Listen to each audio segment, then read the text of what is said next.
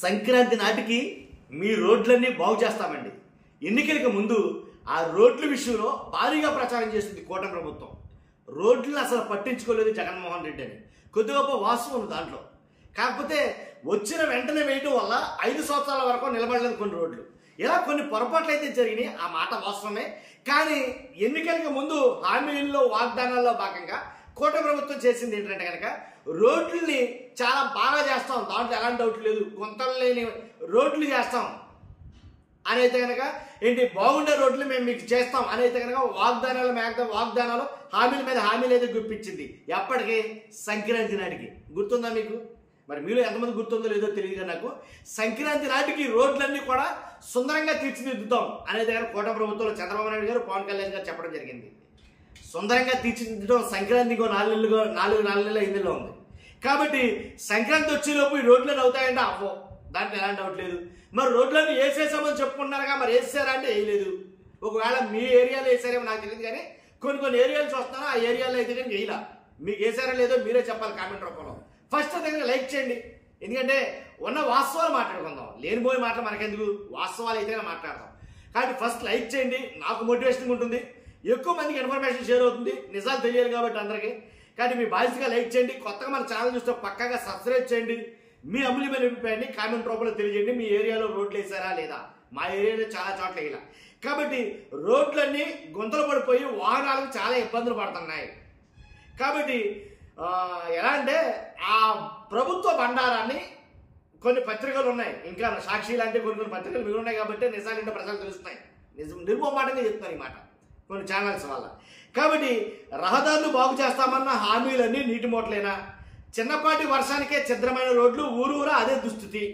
27,141 కిలోమీటర్ల మేర గ్రామీణ రోడ్లలో సగానికి సగం దెబ్బతిన్నాయంట. 27,141 కిలోమీటర్లలో.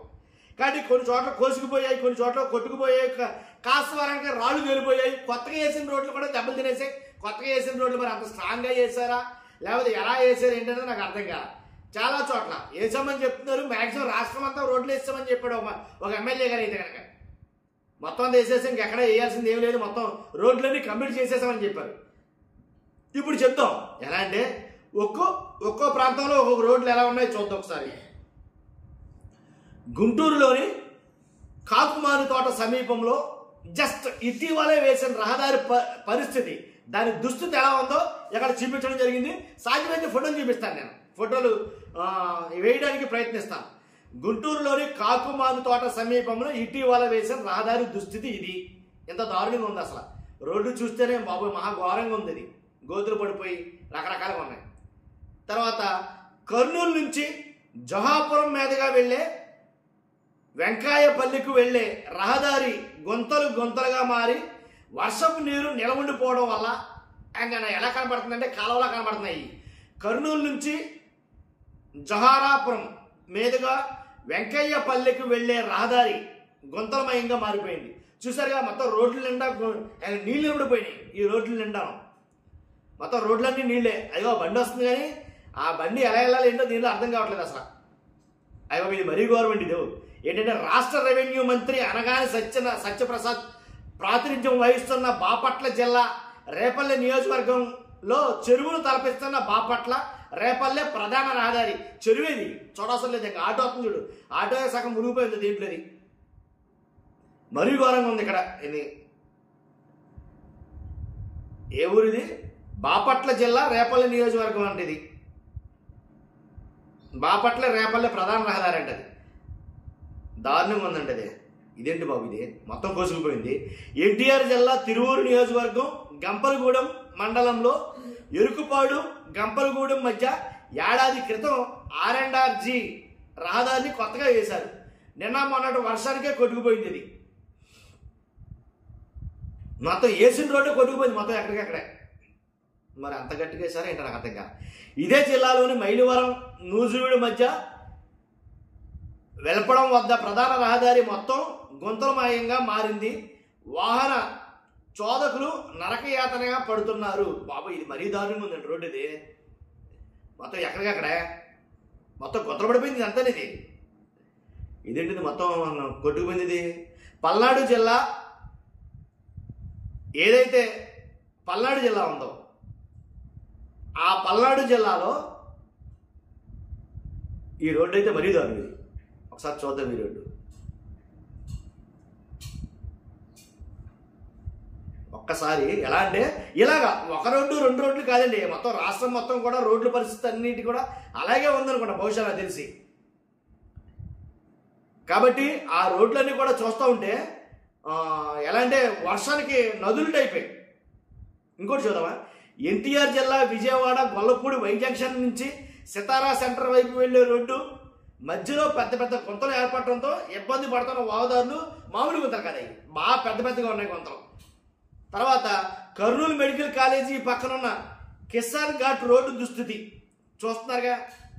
కిసాన్ ఘాట్ రోడ్డు దుస్థితి చాలా దారుణంగా ఉంది దీని.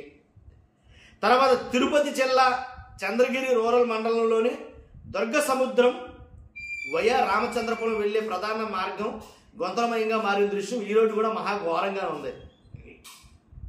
చూస్తాగా మొత్తం ఎక్కడెక్కడే పెచ్చులు నిలిచిపోయి మొత్తం రాళ్ళు నిలిచిపోయి. ఇదేంటి బాబు ఇదే ఎలా ఉంది ఇది.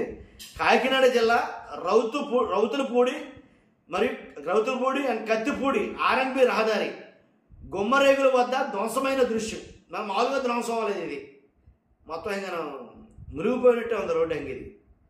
తర్వాత శ్రీకాకుళం నుంచి హీరమండలం కొత్తూరు మీదుగా గుణపూర్ ఒడిశా వెళ్ళే రహదారి దుస్థితి. ఇంతంత గోతులు పడిపోయి ఉన్నాయి. ఇది దారుణంగా ఉంది దుస్థితి. కడప సమీపంలో నరకప్రాయంగా ఉన్న మాచుపల్లె రోడ్డు నిజంగా నరకమే దీని వెంట వెళ్తే, అందులో అనుమానమే లేదు. మరియు దారుణంగా పక్కనైతే కోసేసినట్టు పక్కనైతే పెంచుల కింద లేచిపోయినట్టు మహా దారుణంగా ఉంది. పార్వతీపురం మన్యం జిల్లా మక్కువ సాలూరు రోడ్డు దుస్థితి. మొత్తం రోడ్డు అంతా పెద్ద పెద్ద గుంతల కింద ఏర్పడిపోయి అలా అటువంటి గుంతలు వరకు అలాగే కనబడతాయి, కన్సూపు మేర ఉన్నాయి. అల్లూరు సీతారామరాజు జిల్లా పాడేరు సమీపంలోని నక్కల పుట్టు వద్ద గోతులమయమైన కొత్త రహదారి. కొత్త రోడ్లు కూడా ఇలా గోతులు పడిపోయినాయండి మరీ దారుణంగాను. నెల్లూరు అపోలో ఆసుపత్రి నుంచి జాతీయ రహదారికి వెళ్లే దారిలో పెద్ద పెద్ద గోతులు ఏర్పడటంతో అవస్థలు పడుతూ వెళ్తున్న వాహనదారులు ఆ పెద్ద పెద్ద గోతులు తప్పించడానికి అలా పక్క నుంచి ఇలా తిరిగి వెళ్తారు. తేడా వస్తే పడిపోతాయి బళ్ళు ఇక్కడ.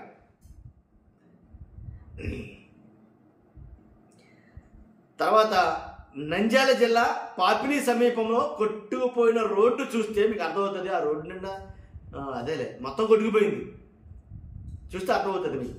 విశాఖ నగరంలో ఆర్టీసీ కాంప్లెక్స్ జంక్షన్ వద్ద రోడ్డు మధ్యలో ఏర్పడిన గుంతలు. రాష్ట్ర రెవెన్యూ మంత్రి అనగానే సత్యప్రసాద్ చెప్పాను కదా, అది చూశారుగా. పశ్చిమ గోదావరి జిల్లాలో మడుగును తలపిస్తున్న మోగొల్లు నౌడూరు రోడ్డు. ఎంత దారుణంగా ఉందండి ఇది. మోగొల్లు నౌడూరు రోడ్డు అంటే మొత్తం ఏంగండి ఇది ఎలా అంటే మడుగు అంటాం కన్నా దీని కాలం అంటాం బెటర్ ఏమో. ఏంగన్నా మొత్తం ఎక్కడెక్కడ రోడ్డు మీదే మొత్తం సగం వాటర్ రోడ్డు మీదే ఉంది. ఇది మొత్తం పెద్ద పెద్ద భారీ ఎత్తుకోతులు పడిపోయింది. తూర్పుగోదావరి జిల్లా రాజమండ్రి రూరల్ మండలంలోని ILDD జంక్షన్ రాజువోలు రహదారిలో బాలాజీపేట వద్ద గోతులు పడిన రహదారి. అది కూడా అలా ఉంది, దారుణంగానే ఉంది. విజయవాడలో మహానాడు రోడ్డు నుండి బల్లెంవారి వీధికి వెళ్ళే రోడ్డు గొంతలు పడిన దృశ్యం చూస్తున్నాం కదా. ఇవన్నీ మరీ దారుణంగా అయితే ఉందండి. రోడ్లు ఎక్కడెక్కడ అసలు రాష్ట్రంలో అన్ని చోట్ల అదే పరిస్థితిలో ఉంది. ఎన్టీఆర్ జిల్లా తిరువురు నియోజకవర్గం గంపల మండలంలో చంద్రబాబు ప్రభుత్వ బండారం రోడ్డును పడింది. సంక్రాంతి నాటికి గుంతలు లేని రోడ్లుగా మారుస్తామన్నారు, మార్చలేదు. కాబట్టి జనాలు అయితే కనుక తీవ్ర ఇబ్బందులు అయితే పడుతున్నారు. తీరా అధికారంలోకి వచ్చి 14 నెలలు గడిచినా ఏ రోడ్డు చూసినా ఏమున్నది గర్వకారణం అన్నట్లు అధ్వానంగా దర్శనమిస్తున్నాయి. రాష్ట్రంలో రోడ్ల పరిస్థితి దీని మీద ఒక బృందమే పనిచేసినట్టుంది పత్రిక వాళ్ళు, సాక్షి పత్రిక అయితే.